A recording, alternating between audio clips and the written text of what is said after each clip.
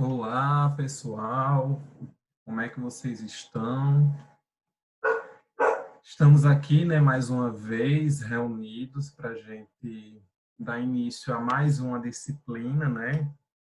Dessa vez nós vamos falar sobre a enfermagem em clínica médica e é importante, né, vocês terem um pouquinho do conhecimento sobre a atuação do técnico de enfermagem dentro desse setor, que geralmente o setor de clínica médica é um dos setores que mais atendem pacientes dentro do hospital, né? É um setor bastante amplo, geralmente é a parte, das partes do hospital que tem uma maior quantidade de leitos, por atender pacientes com diversas especificidades diferentes, com diversas necessidades de atendimento, crítico ou semicrítico, né, como a gente vai ver um pouquinho mais à frente, dentro desse setor. E é importante que vocês, enquanto futuros técnicos de enfermagem, tenham um pouquinho de conhecimento sobre como é o trabalho, o que é que vocês vão fazer, quais são as principais doenças que geralmente aparecem dentro desse setor, os motivos de internação.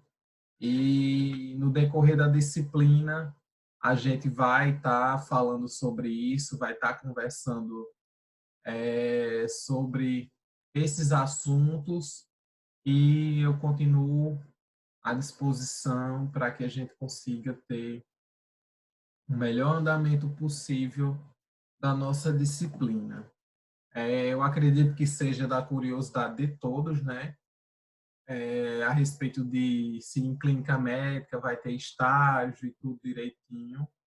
Esse momento da disciplina é um momento teórico, nós não contamos com estágio propriamente dito, é um momento teórico, mas quando vocês estiverem já no final do curso e finalizarem suas disciplinas, uma parte dos estágios de vocês ocorrerá dentro do setor de clínica médica. E é dentro desse setor onde vocês vão começar a ver como é essa atuação, o que é que vocês fazem lá dentro, os procedimentos, tudo bem direitinho, certo? E vamos começar, né, conceituando um pouquinho sobre o que é a clínica médica. E essa ala de clínica médica, né, a ala da clínica médica, é um setor que ela atende pessoas em diversas idades, né? Pessoas com idade superior a 12 anos, ou seja, pega desde a adolescência, né, fase da aborrecência, até a idade adulta, o idoso, é, e os atendimentos estão voltados a atendimentos de pessoas que estão com algum problema crítico ou semicrítico, né?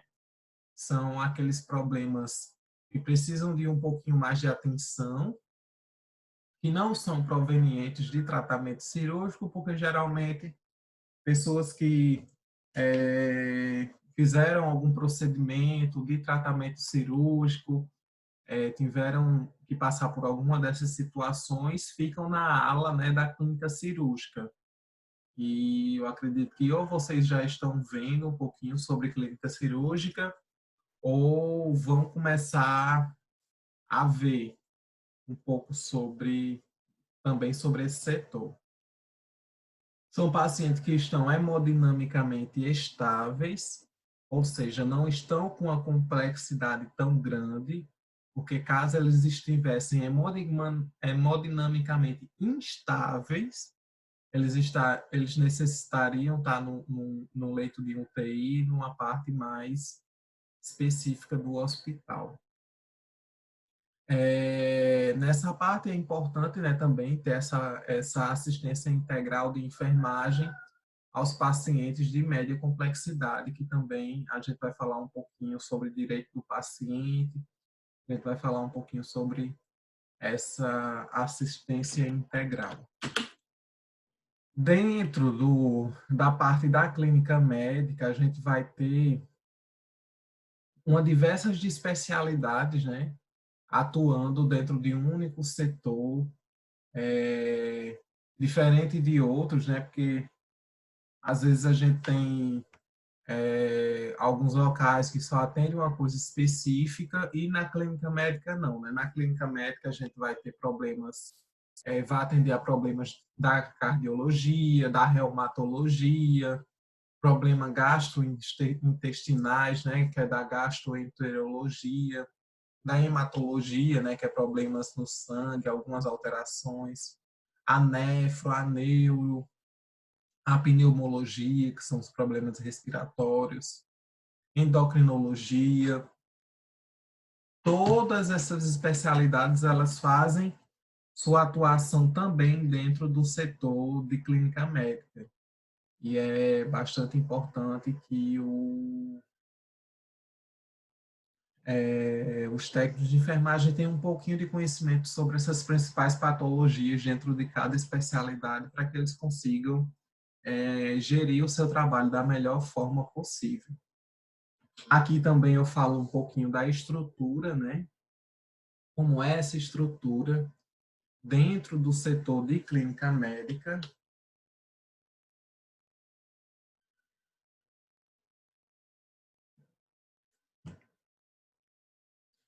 E a clínica médica, eu não sei se alguém já teve é, a oportunidade de conhecer um pouquinho, até de ficar internado, né? Nem que seja como paciente, mas é um setor bem amplo que tem uma grande divisão, né?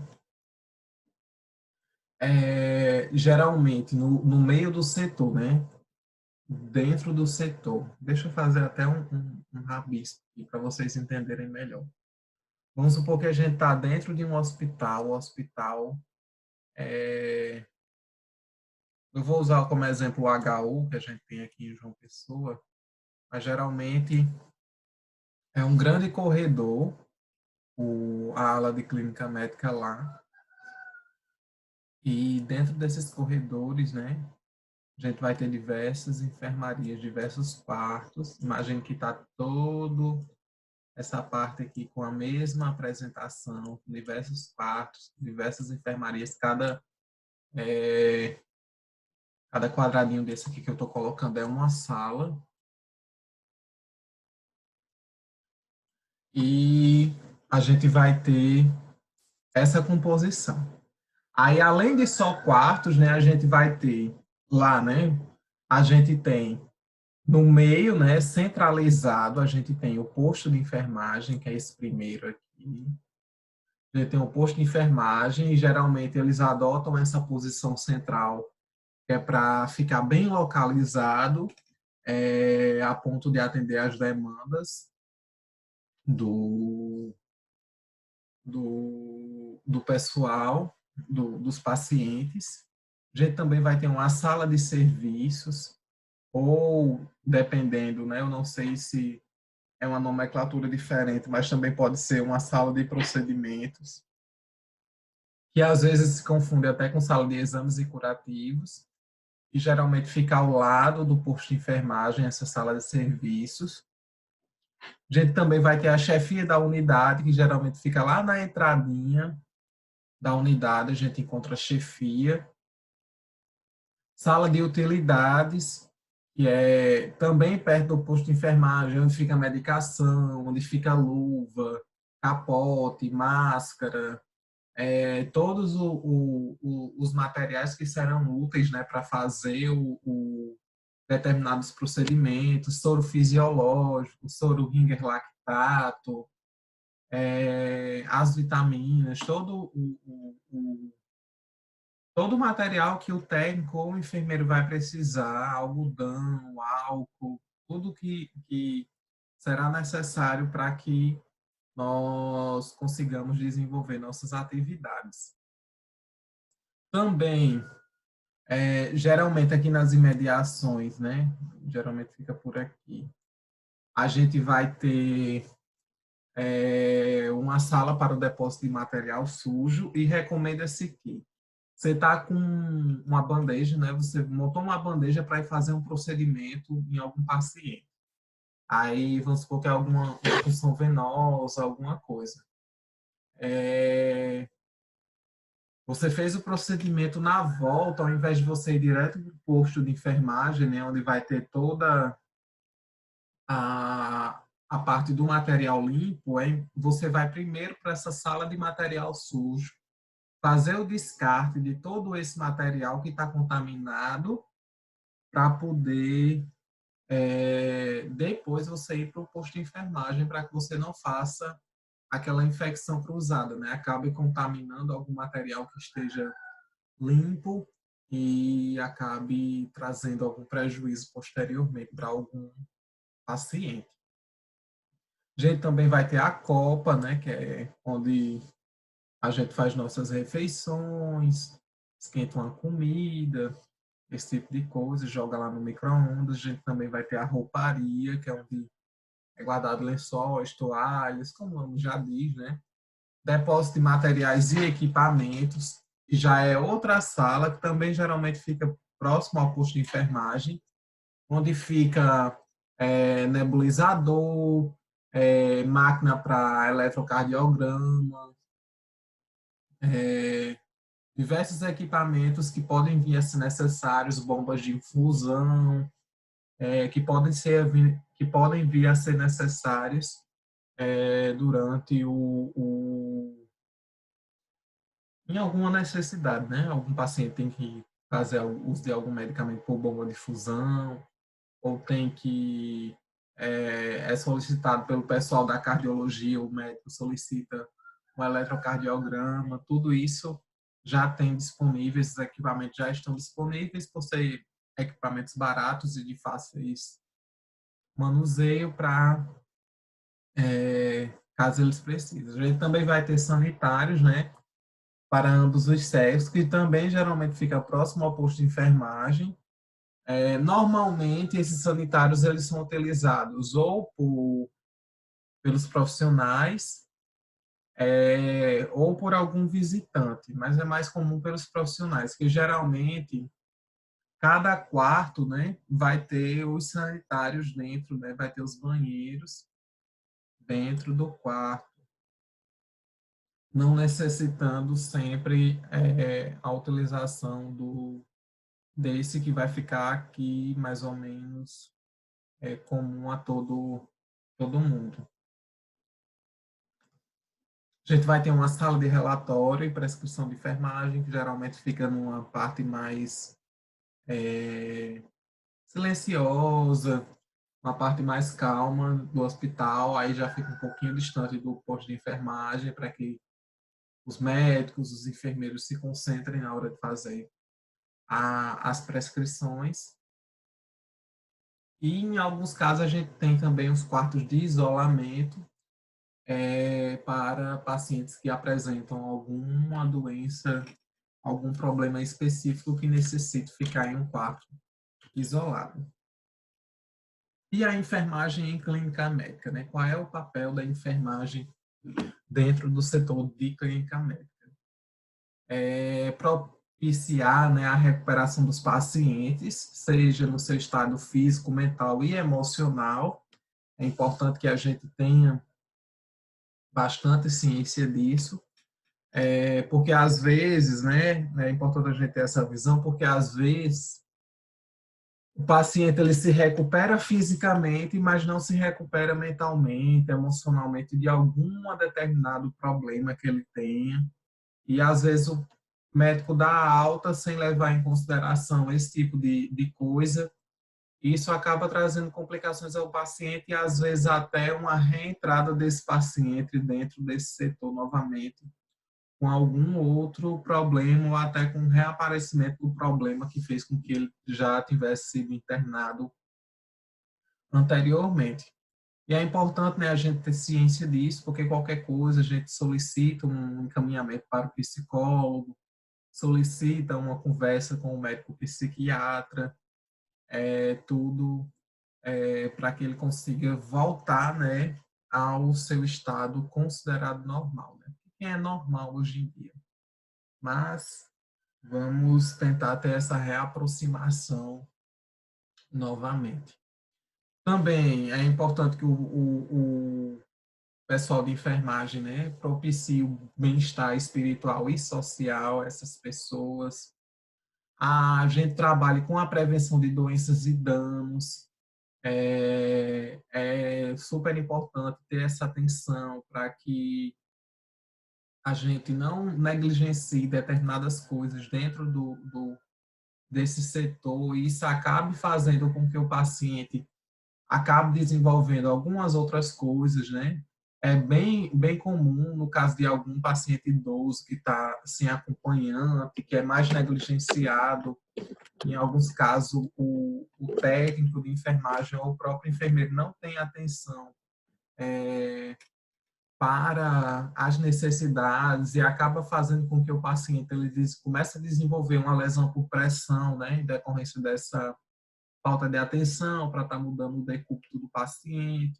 E é esse tipo de prevenção que a gente deve ter, né, para que a gente não venha a proporcionar mais danos, e sim fazer a promoção de apoio e conforto aos seus pacientes e aos seus familiares. E geralmente é o pessoal de enfermagem que vai estar lá praticamente 24 horas beira-leito, também são essas pessoas que também é a gente, né, que vai, às vezes, atuar numa conversa para estar passando conforto aos familiares, explicando como é que está a situação do paciente, qual é o estado dessas pessoas. E também realizar os procedimentos de cuidado para que a gente consiga trazer as melhores contribuições possíveis. Aqui também eu apresento para vocês as competências do técnico de enfermagem, né? Que é conhecer procedimentos e cuidados de enfermagem a cada necessidade humana básica do paciente. Inclusive, caso vocês tenham algum interesse de ler futuramente, a gente tem uma teoria de enfermagem, né? Que é a teoria das necessidades humanas básicas, que é bastante conhecida, caso vocês venham a se interessar pela leitura futuramente. É só dar um Google aí que vai ter alguns artigos que falam um pouquinho sobre isso. Também tem os conhecimentos sobre as afecções clínicas mais comuns, que é algo que a gente vai abordar na nossa disciplina, onde eu vou trazer as afecções clínicas mais comuns do sistema digestório, do sistema cardíaco, sistema da pneumologia. Alguns sistemas a gente não vai abordar aqui porque vocês acabam vendo em outras disciplinas, né? Vocês veem nefrologia e eu acredito que lá vocês veem a parte de afecções do sistema urinário, né? Tudo bem direitinho. Tem algum outro sistema que eu não vou abordar também porque vocês veem em alguma disciplina, eu só não lembro direito qual é. Mas depois eu vou estar olhando com mais detalhe. Reconhecer sinais e sintomas que indiquem, né, distúrbios clínicos e psicológicos, aqui deveria ser que indiquem distúrbios clínicos e psicológicos, selecionar materiais e equipamentos auxiliares em realização de exames, por isso que é importante também vocês terem um pouquinho de conhecimento sobre quais são os materiais que são utilizados na realização de exames de alguns procedimentos, conhecer a organização e estrutura da unidade clínica, realizar a ação de sinais vitais e medidas antropométricas. Isso também é bastante necessário. Até também, nessa parte aqui dos materiais, é importante vocês conhecerem, porque geralmente quem faz a organização do setor dos materiais são os técnicos de enfermagem. Aí também, né, outras atribuições, propiciar a recuperação dos pacientes, que é uma das nossas principais, né, conservar o sentimento de bem-estar dos pacientes e também estimulação do autocuidado, porque às vezes a gente tem uma visão de que por a gente ser o profissional e o outro ser o paciente, a gente tem que fazer tudo pelo paciente. Não é assim. Nós devemos fazer pelo paciente aquilo que ele não pode fazer. Então, se o paciente ele pode ir tomar banho sozinho, a gente tem que estimular que ele vá tomar banho. Se o paciente ele pode se alimentar sozinho, a gente estimula a alimentação. Se ele não tem nenhuma deficiência que acabe interferindo nisso, nesse tipo de coisa, de autocuidado, é importante que a gente faça essa estimulação, entendeu? Não é para a gente estar fazendo tudo pelo paciente, não. É para a gente estar estimulando. Às vezes, quando ele não quiser fazer, até dar alguma orientação, conversar um pouquinho para que ele venha fazer e ter o seu próprio autocuidado. Nem tudo é para a gente estar fazendo pelo paciente, não. Isso até porque quando ele receber alta, né, não vai ter a gente dentro do domicílio para fazer. Então, isso é uma forma também da gente estimular para que ele comece a também se cuidar quando estiver em casa. Atuar com domínio técnico, prevenir doenças e danos. Então, é importante nessa parte da atuação que vocês tenham conhecimento sobre os procedimentos que vocês vão vir a realizar, preparação e administração de medicações, monitorar o estado de saúde do paciente, realizar avaliações de curativos prescritos pelo enfermeiro, dentro do seu limite técnico, lembrando que nem todo tipo de curativo pode e deve ser realizado pelo técnico de enfermagem, alguns são específicos do enfermeiro, então tem alguns enfermeiros que às vezes acabam querendo delegar que você faça esse tipo de procedimento e nem sempre está dentro da sua competência, e se você vier a fazer, você que vai estar errado, entendeu? Ter boa comunicação com os pacientes e familiares. Outra coisa bastante importante é a parte de anotações de enfermagem, né? Fazer uma anotação legível, redação objetiva em uma ordem cronológica, né? Precedido de data e hora, você sempre colocar a data e a hora antes de colocar as suas anotações, com assinatura e carimbo, sem rasuras, entre linhas, linhas em branco. É importante que você faça uma escrita contínua, não deixe nenhum espaço em branco. Descrição das observações, cuidados prestados, quais foram as intercorrências, anotar os sinais vitais. E também vai ter a parte da evolução de enfermagem, mas a evolução de enfermagem é feita pelo enfermeiro. O técnico anota mais essas partes que eu citei anteriormente. E a gente vai falar um pouquinho também, né, sobre o processo saúde e doença, que é o com que vocês vão trabalhar dentro desse setor. Esse processo de saúde e doença é quando o corpo ele é ameaçado, sofre alguma lesão, tem alguma complicação. E essa alteração, né, pode fazer com que esse problema pode fazer com que a pessoa venha a ter algumas alterações funcionais. Essas alterações podem ser adaptativas, revelando um efeito positivo, ou de má adaptação, né, que é quando a gente tem um efeito negativo. Os mecanismos de defesa pode exibir determinar os mecanismos de defesa podem vir a ser exibidos que determinarão a diferença entre adaptação e má adaptação. E assim também vai determinar a diferença entre saúde e entre doença. E saúde, segundo a OMS, eu acho que você já deve ter visto isso em alguma disciplina, que não é só essa ausência de doença, né, mas também é um completo bem-estar físico, mental, espiritual, social, financeiro, condições de trabalho, condições de moradia. Eu acho que você já deve ter visto isso em saúde coletiva. Outro conceito que eu trago aqui é o conceito de homeostasia, né, que é a busca de um equilíbrio entre o meio interno, o organismo e o agente agressor, a doença. Isso quer dizer que qualquer modificação do meio interno, o próprio organismo desencadeia uma série de reações que tendem a combater e a minimizar essas alterações. E às vezes até nesse combate esse tipo de atuação do nosso sistema imunológico, nosso sistema de defesa, faz com que a gente tenha alguma alteração da nossa homeostasia, né? E isso acaba trazendo algumas complicações também, dependendo do que for o nosso corpo, né? O nosso sistema de defesa, ele não é capaz sozinho de lidar com determinadas situações. E doença, né, é uma perturbação da saúde, ou seja, um distúrbio da homeostasia.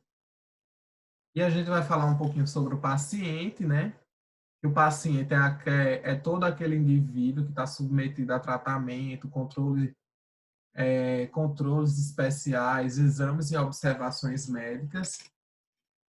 Durante o tratamento, suas necessidades básicas deverão ser atendidas da forma adequada, né? Deverão ser atendidas de forma adequada, ou seja, são as necessidades, aquilo que ele não necessita de nossa ajuda, a gente não deve fazer.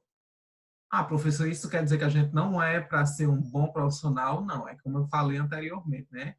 Nem tudo a gente necessita fazer pelo paciente. O paciente ele também tem a autonomia dele e a gente tem que estimular essa autonomia. Às vezes, até o paciente acredita que a gente tem a obrigação de fazer tudo que ele quer, mas não é assim. Se ele pode fazer, ele tem que fazer por ele mesmo, entendeu?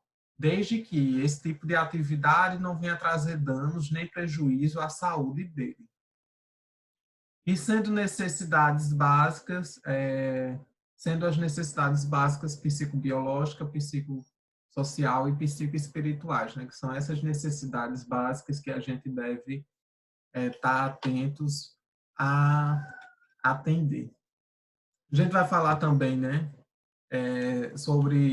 vai falar um pouquinho, só citar alguns direitos dos usuários de saúde, né, que a gente tem uma legislação que diz quais são os direitos que os usuários de saúde, né, que os pacientes vão ter no atendimento, da mesma forma que a gente tem nossos direitos enquanto profissionais, nós também temos nossos deveres e eles também.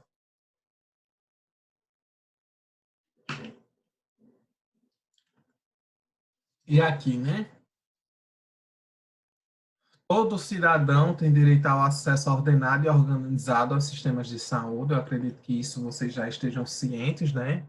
E isso foi proveniente do nosso sistema único de saúde. Antes do sistema único de saúde, a gente não tinha esse tipo de visão. As únicas pessoas que recebiam atendimento eram aquelas pessoas que trabalhavam e contribuíam de alguma forma. E hoje em dia, toda a nossa população, estando desempregada ou não, tem direito a esses atendimentos. Todo cidadão tem direito a tratamento adequado e efetivo para o seu problema.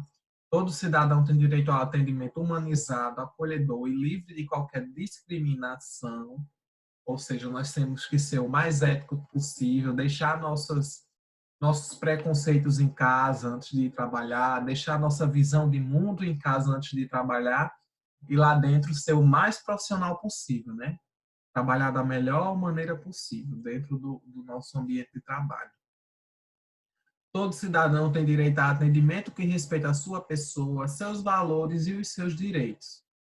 Se é sei lá, uma pessoa que de determinada religião que não aceite uma fazer transfusão sanguínea, ele tem direito a se negar, tem direito também a negar, outra pessoa tem direito a negar outros tipos de atendimento, né? Outros tipos de procedimento, e isso a gente também tem que ter consciência disso. Todo cidadão também tem responsabilidades para que seu tratamento aconteça de forma adequada. É importante salientar isso também. Todo cidadão tem direito ao comprometimento dos gestores de saúde para que os princípios anteriores sejam cumpridos. Então, eu acho que esse ponto 6 é um dos mais complicados, né, que a gente tem, porque nem sempre os gestores de saúde estão bem dispostos a ajudando, às vezes acabam desviando dinheiro, entre outras coisas. E também, né, a gente vai ter alguns parágrafos que é direito da pessoa ter atendimento adequado, com qualidade, no tempo certo e com garantia de continuidade no tratamento. E para que isso venha a ser assegurado, né, o atendimento ele precisa ser ágil, com tecnologia apropriada, por uma equipe profissional capacitada. Então, o máximo que vocês puderem se capacitar vai ser melhor para o paciente, né? E também condições adequadas de atendimento. Isso também é importante a gente falar, ser frisado aqui, porque condições adequadas de atendimento quer dizer condições adequadas de trabalho. E a gente não deve estar se submetendo a todo tipo de coisa, é, a condições de trabalho insalubres, que não dão equipamentos de proteção individual adequado para que a gente esteja realizando nossas atividades. É por isso que eu toco nessa tecla, né, que condições adequadas de atendimento também são condições adequadas de trabalho. E quando isso não é cumprido, a gente pode acionar, nem que seja de maneira anônima, né, o nosso Conselho Regional de Enfermagem, para estar fazendo uma fiscalização dentro do setor, para estar dando atenção adequada a, a essas condições de trabalho, a essas condições de atendimento também. E nós finalizamos, né, nossa primeira aula, essa é uma aula mais introdutória, falando um pouquinho sobre o setor, sobre como vai se dar o trabalho dentro desse setor, mas a partir das próximas aulas a gente vai estar já conversando sobre os sistemas do nosso organismo, quais são as principais doenças, as afecções que podem vir a aparecer, os cuidados de enfermagem, a gente já vai ter uma aula mais voltada nesse sentido, tá certo? Então, fiquem bem e nós voltamos daqui a pouco com mais conteúdo para vocês. Tchau, tchau.